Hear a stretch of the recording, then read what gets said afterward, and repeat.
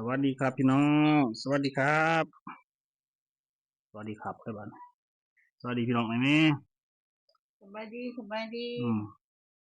ยังเห็กินมื้อนี้ดแจ่วพันปลาสิเฮ็ดแจ่วพันปลาเฮ็ดก็บ่ได้เป็นไปได้เจียวพันปลาพี่น้องเอ้ยกำลังเสียดอยู่นี่พันปลาลูกอยากกินมันพันปลาแบบบ้านๆดอกพี่น้องมีปลาเฮานี่นะโอ้ยใหม่บ่ได้บ่จักพี่น้องโอ้นี่ปลามันนะวันนี้2 ตัวพี่น้องนี่2 ตัวจะน้อยบ่ทันได้สุกปานใดอันไปก่อนกำลังเฮ็ดเจียวอยู่ตอนนี้เอ้าเฮ็ดเจียวสิว่าจับมาพันเจียวก็มีหยังยากดอกพี่น้องนี่ใส่หัวบัวกีหัวบัวแล้วก็ตำใส่บักพริกพร้อมน้ำตาลโทดินแล้วจะไปเบิ่งตอนต่อไปไผ่กับบุหูก็ได้พี่น้องเลย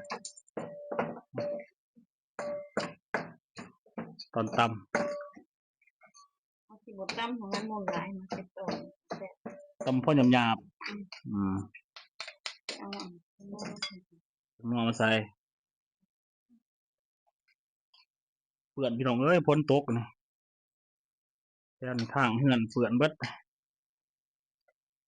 พ้นตกนักมึง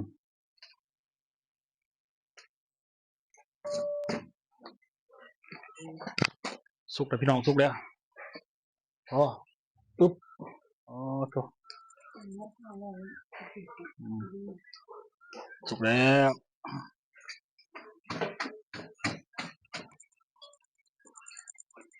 สุกแล้วก็ย่อมมาใส่ใส่นี่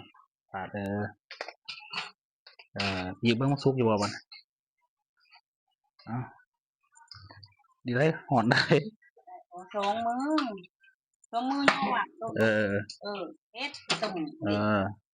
เป่าน้ำเลยย่อจริงๆครับตักมันตกไปทำกระดานคอลงกินลงจังกินตอนนี้ตัวใหญ่พี่น้องหยิบมาทำมันเบิดสิได้มันทำกินเนี่ยไปถือไปเอาก้อนถือมาเลยปลาเข้ามาเลยปลานี่คมบ่คมแล้วขี่มันเลยปลานี้พี่น้องปลานี้โอ้ใส่สามเลยเนาะเจียวกับมาเจียวมาเจียวมาหอดแบบว่านี่นะเจียวมาใช่นี่พี่น้องเจียวสูตรเขาเองสูตรบ้านพี่น้องบ้านเสียพี่น้องป้าพักเข้ามาสามเลยบ้านเป็นสามเลยมาก่อนนะครับนี่อร่อยเลยนี่แสบพี่น้องเด้อพี่น้องเด้อกินกันเด้อกินพันปานกันพี่น้องน่าปาโตคำใหญ่ขนาด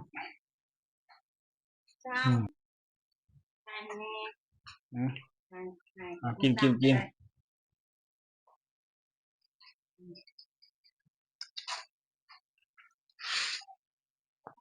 เด้อพี่น้องมาเด้อกินน้ำกันนี่พันปลาต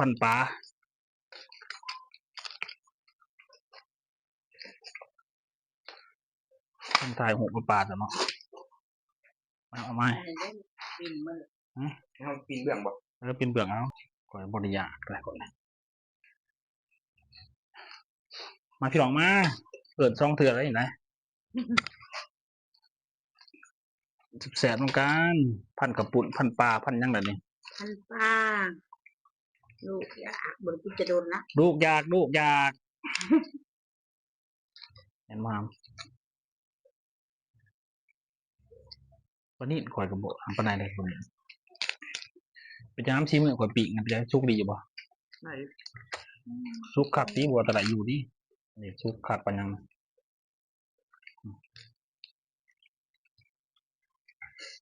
พี่น้องเอ้ยนี่เด้อ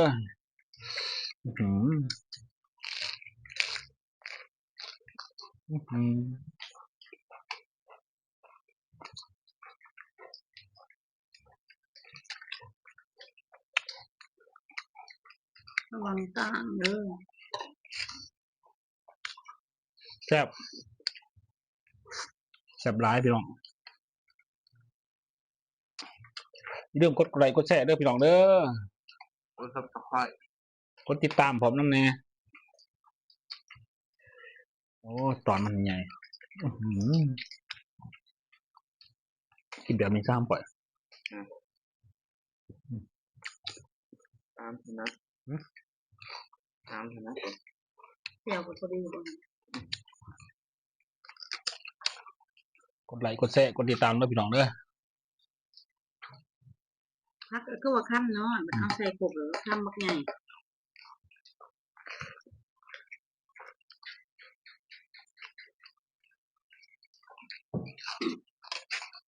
กินเด้อ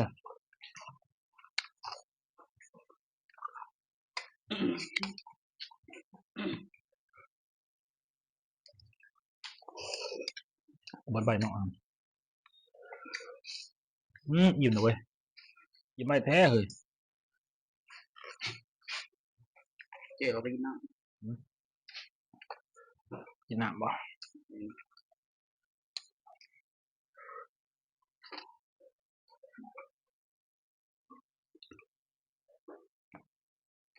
วันนี้2 ตัวพี่น้อง2 ตัว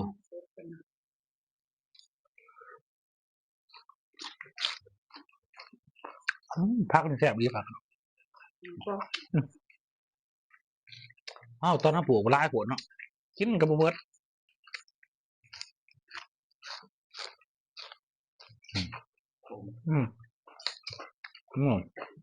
เป็นไงได้อยู่ขมเราเริ่มขึ้นมาเราจะก็ง่ายขึ้นง่ายเขาเริ่มใส่หีมันออกเราพักกันมาสักถึงตัวนึงเนาะเอ็นบอกคนหมากเขาได้บอกปีกเลยเนี่ยมันเลยผมยันบีมันแตกใช่อยากกินแบบแซ่บบอบีมันขีมันกระคมมาได้ปนิดมันมาที่มีคมตะบีได้กินยากเว้ยปนิดเท่าใหญ่พวกนี้ทำปนิดทำเห็นว่าปนิดเท่าตัวตึกตัวหนึ่ง2 โลป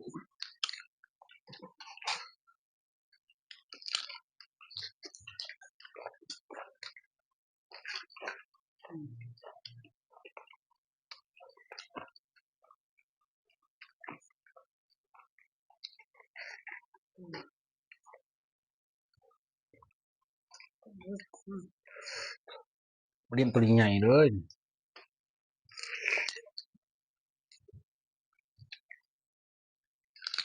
เปิดผ้าหอมกันใหญ่ละ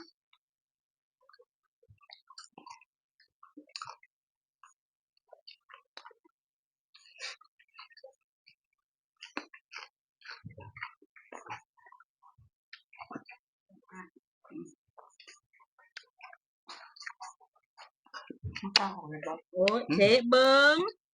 ทิมหมดเลยกลางกันจับที่พูดน้องๆคนนะใจ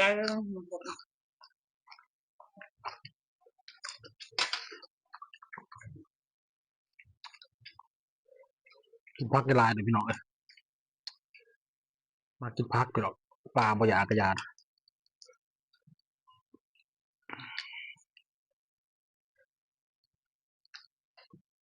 อะไรไปทำกล่องเลยบักทังกระมู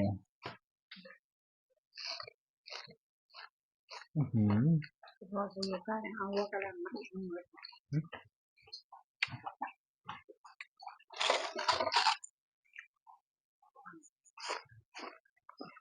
เติมพักพี่น้องเติมพักกระลลูกหมักหลายดิำลูกมาก เบาสันคือพักสู้บางเกินพักสู้เลยครับจุดกำเนิดมันในบ้านก่อน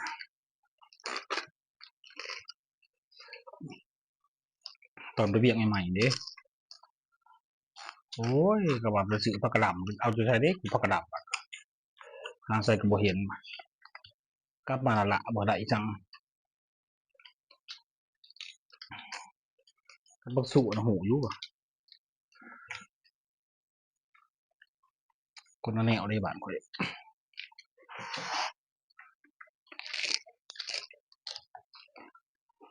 ลำหนึ่ง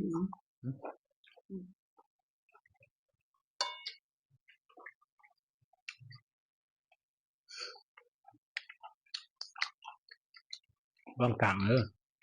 กลางได้กลางปลามันใหญ่แล้วลูกเอ้ย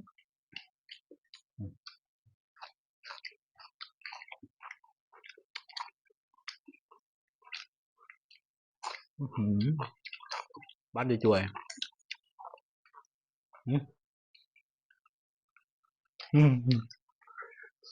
มันหยาบนะครับเอากระยำหยาบทำไมแก่ลูกเอ้ย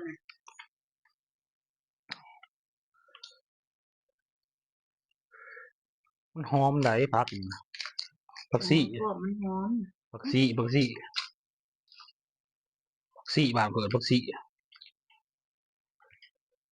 มันอยู่สวรรค์ก็ว่าผักหอมปอกหยาบ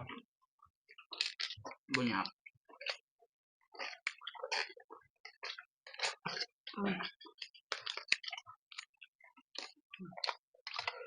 อีกกระซุกอยู่นะทำตัวนี้นะกระที่เราทำได้แล้วบอกทางอันนี้บอกคลิปนี้ก็จบตอนนี้แล้วพี่น้องเด้อ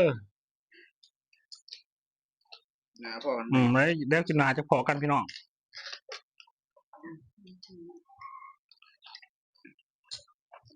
ทำไมพี่น้องนะครับ